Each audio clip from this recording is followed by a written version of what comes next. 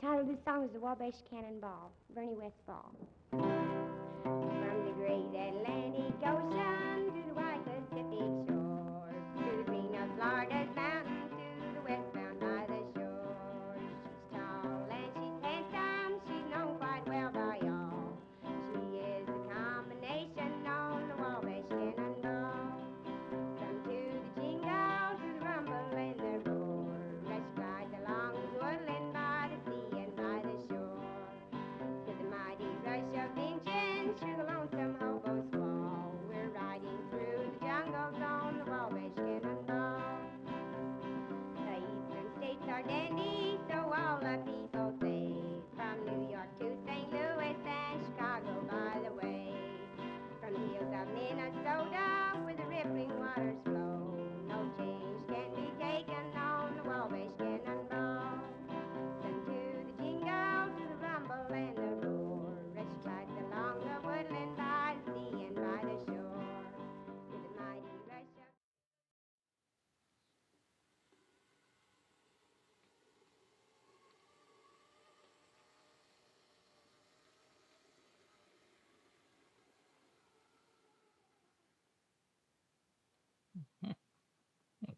Oh, hey there. My name is David Mays, your host for this edition of Along the Mile Railroad Line, program where we talk about the fun you have playing with trains. Obviously, I'm having some fun, and I hope you're having some fun too. I'm going to do another kind of show and tell program this time. Going to be talking about this engine right here. This is an HO scale model of what's called a Heisler, a type of geared engine. The model itself was produced by Rivarossi and marketed by AHM. You know, and runs real good. Got to talk about how I did some detailing on it. Got tuned up the motor. Did a couple other things too. So with that, I'd like you to climb aboard. We'll take another trip along the model railroad line. And like I said, tell you the story about this Heisler.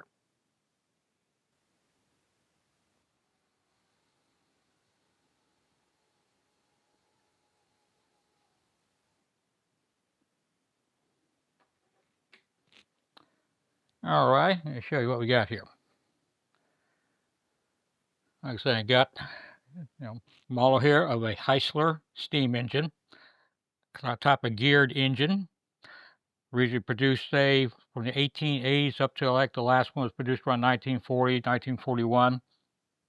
And like I said, it's a type of geared steam engine in that the cylinders do not connect direct, or the cylinders, through side rods, do not connect directly to the drive wheels. Instead, the cylinder, the pistons, whatever, turn a crank, which in turn turns a shaft, drive shaft, which then goes to gears at each end of the engine to the trucks, and then provides power that way. And the idea is it provides a way to provide extra power, extra traction on engines, where speed wasn't an issue. If anything, speed was probably a little bit awkward. But in trade you get all this extra power coming from it. You, like I said, this here's a Heisler. There's two other well-known brands. One's perhaps best known as the Shea, which had the drive shaft along the side of the engine with the cylinders there vertically in front of the cab. Whereas another style called a Climax, which again was similar to the Heisler in that they had the drive shaft gears going onto each axle with some kind of a vertically mounted or horizontal, kind of the engine, the piston cylinders mounted at an angle. Like in this case, like this model, what's called a Heisler, developed by a man named Charles Heisler back some, I don't know, 1880s. Again, developed mostly for industrial use. You normally find engines like this, a lot of times in mining or some other, or logging, especially logging is probably what the best known for, or some other industrial situations, which, like saying earlier, you don't need the speed, but you need the pull. You'd be pulling a heavy load. The model itself, produced by Rivarossi. They've been producing this engine for years. I mean, I think I bought this back in the 80s or something. And then I went back there and changed some details on it, did some other things. And it's not based on any specific prototype, but kind of inspired by some various designs. This engine here represents a so-called two-truck Heisler, like they got one truck there and one there. And the drive shaft, the drive arrangement on the model is pretty similar to what you see in the real ones. I mean, you got the cylinders right here. There's another cylinder here on the other side, so it's in a V configuration. With if this were actually a working steam engine, the cylinders are pointed down to a central drive shaft, and they connect into a crank right there, which as the engine turns, obviously it turns the crank, does like that, which in turn turns the drive shaft. In this case, of course, you actually got a motor there in the cab connected to the drive shaft through a couple of gears. But at the same time, this is set up pretty much the same way an actual Heisler would be. Again, drive shaft goes from each truck. In this case, it connects to a, you can kind of flip that over. There you can see that. And you can see the crank arrangement here on the cylinders, which in this case are just for show. The actual power is through a gear that's hiding here in what would otherwise be the firebox. But it still goes to a drive shaft either direction, connects to a drive shaft inside the truck, which then goes to, in this case, to a worm gear that provides power to that, in this case, the rear axle, rear set wheels here, and of course the front wheels here. And then the power is transmitted back to the other wheels through these side rods, which is basically the same way how the real ones work. Again, difference being they didn't have a big worm gear in there. Instead, there was a gearbox with a set of bevel gears. Let's see. Do that. Okay. And like I said, the prototypes were made from, say, approximately, the mid-1880s up to around 1940, 1941. And there are still a few of them still in existence. Actually, several are still in operating condition. The railroad called the Cass Scenic Railroad has a 3-truck Heisler that I think they're still used regularly on their line. I know of at least 2 3-foot narrow gauge Heislers, one in California, and I think it's in Oregon. Those still operate. And I don't remember where, but apparently some tourist line in the Midwest has a Heisler that they run every now and then. But, the standard gauge version. And the model itself, produced by Rivarossi, marketed by AHM. Again, I've had this thing for a few years, and I probably changed the detail and did some other stuff on it, 20 odd years ago. And what I did, the basic, stock model, it's still a basic stock model, representative model, maybe 50, 60 ton, traction effort in the 24, 25,000 range, things like that. Detail changes that I made, big one here, got this cross compound air pump. The model originally had a single pump right there, but I decided to replace it with what they call a cross compound pump. So there's actually 2 pumps built into one housing, and got kind of all the little bits of wiring down in here to represent all the steam and air lines going every which way. Got a little toolbox on there. I added that, but, did not come with the original model. That's basically, again, a part off of a Roundhouse brand kit. Other changes, applied a little whistle right there. The original model did not have a whistle. It did have a couple of brass fixtures up here to represent the safety valves. Let's see. I did redo the headlight. The original headlight on the front was similar to the headlight here on the cab, but I replaced that with a so-called a style headlight that several railroads like to use, especially popular on the Denver Rio Grande Western line, and some railroads just like that style.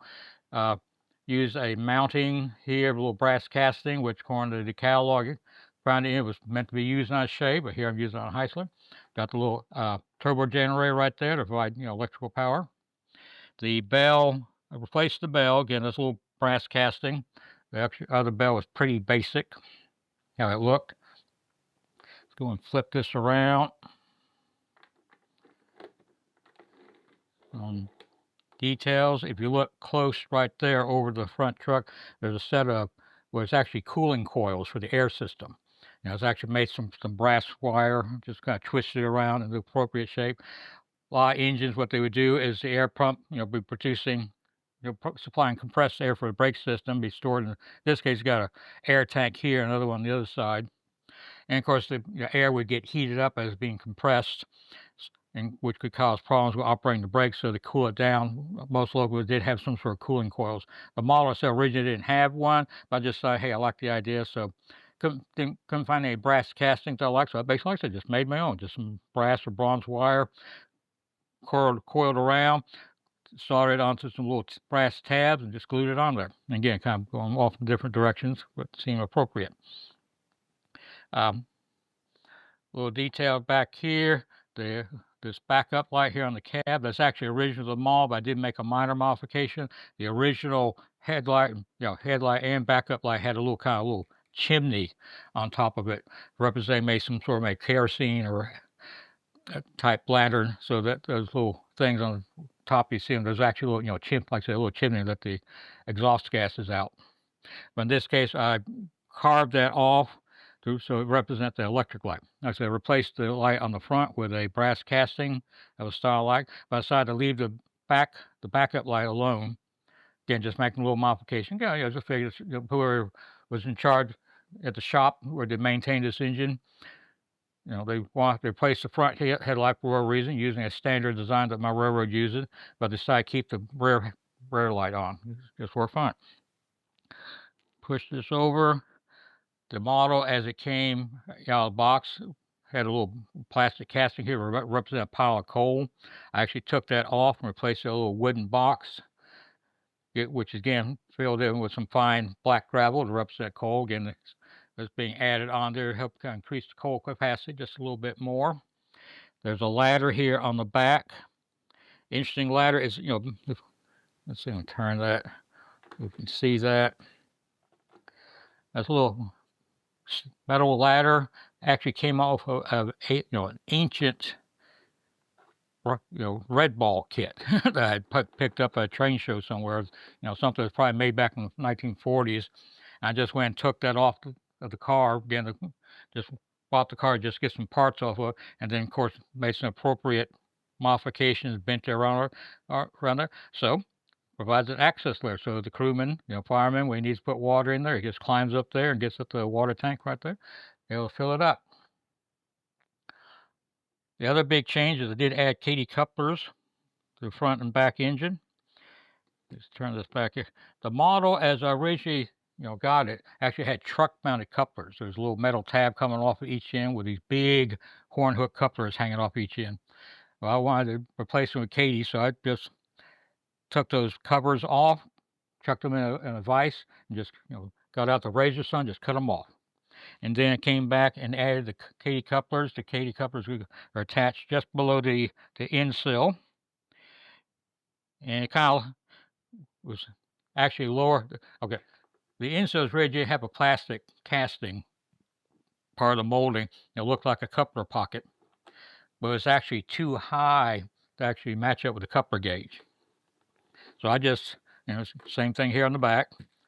So I just, filed that down, and then put a little piece of plastic right there, kind of wedge-shaped plastic, so it looks like some sort of a metal casting. And then attach the couplers directly to the end sill underneath on both ends. I think they're Katy number 6s. Just holding in there some sort of screw. Worked real good. Let's see, what else? Okay.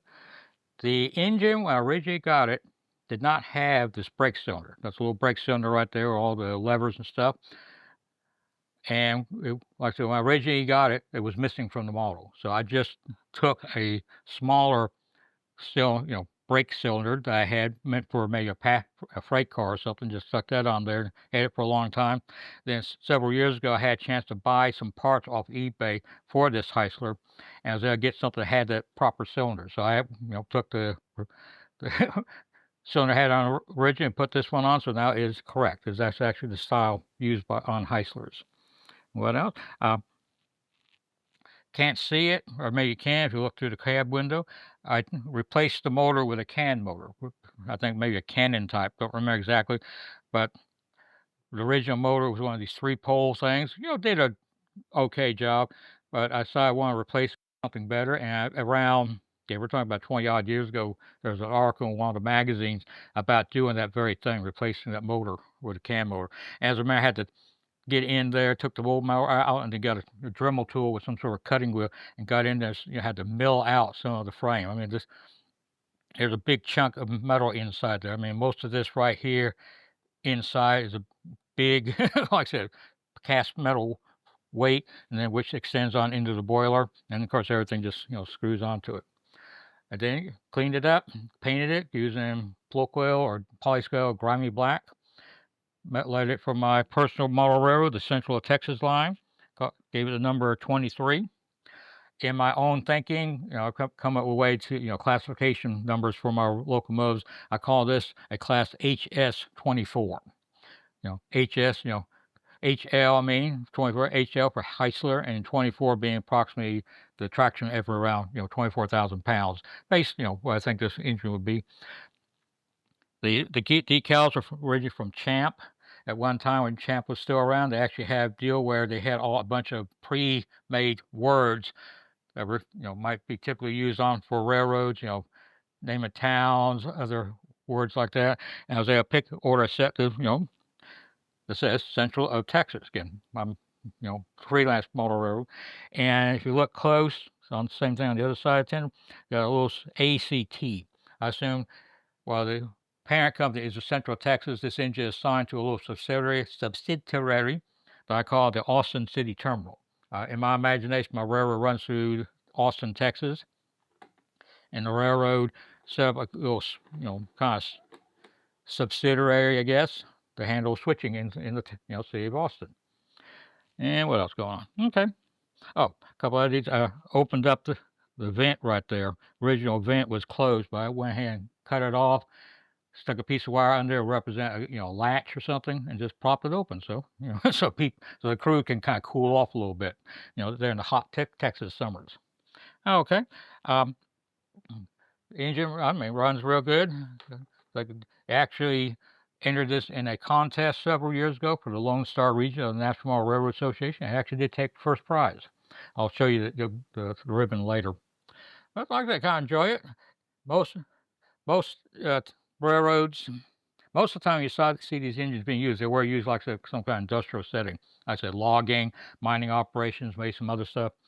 And I'm not aware that many Class 1 railroads actually used Heislers.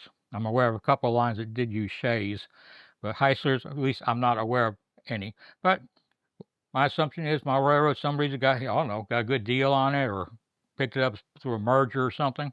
And so they use this engine mainly for switching maybe some sort of industrial area where maybe, got a lot of sharp curves that has to work around, Mason Street running, things like that. So anyway, that's kind of my excuse for having it. And like I said, I enjoy building it, put it in, and hope you enjoy me showing it off to you. All righty. Well, I hope you enjoyed that little trip along my railroad line. Give you a chance to tell you the story about my Heisler. Like I said, super detailed from my AHM Rivarossi kit. As I was saying earlier, it did win first place in a contest several years ago. Got the ribbon right here.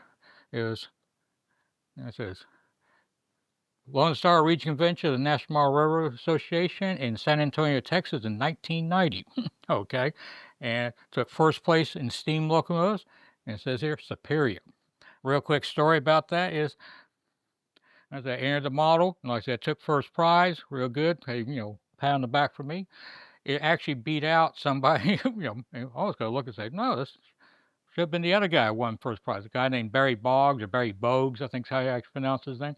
And around that time, he was starting to become well known for building scratch-built steam locomotive models in G scale. I mean, you're talking about these big things. He had one entered in the contest. I don't remember exactly what it was, but it made something like, Denver Rio Grande Western C16, 280 or something like that. Very good modeling. But he took second and I took first. How come? What I did, I'd gone to a clinic one time around that same time about how, if you're going to enter one of these modeling contests, what you need to do. And I made sure I wrote out everything on a separate piece of paper, typed it out before the convention, and brought that with me and turned that in, rather than doing what everybody else did was they get the form there at the convention and just try to fill all out by hand right then and there, which is what Barry Boggs had done. And one of the judges actually told me the reason I took first prize because I did a better job filling out the paperwork. Okay. Again, there's, how you feel about that. Oh, well, at the same, kind of like, we're entering these models because of what we did on the models, not because we did good in the paperwork. But at the same time, if the judges can't see what you did, you got to look at the forms, figure out what happened. So if anybody's there planning to enter some modeling contest, keep that in mind. The paperwork can be important. You don't need to fill it right out of a book, but at least get a little, do the paperwork before the convention, before the contest, so you can get a little more details there. So anyway, that's how the model, like I said, won first prize. But anyway, quick shout out and thank you for all the people who've been subscribing and, of course, leaving those little likes and subscribes, all that stuff. I hope, encourage you to keep doing that. That supports the channel. Uh, work on these videos when I can. I got kind of a busy work schedule, got a lot of stuff going on, but, I'm doing what I can. And like I said, getting a lot of positive feedback and, thank you for the, for the compliments. In the meantime, again, thanks for watching. Hope you enjoyed the show. Hope I, inspired any of y'all to go out and have fun with your own modeling. Like I said, I definitely enjoyed building them all and talking about it. And definitely got some plans for some more videos. So till next time, stay tuned, and again, we'll meet up soon. Again, climb aboard, take another trip along the Mile Railroad line. In the meantime, you all have some fun playing your own trains. We'll talk to you soon. Okay.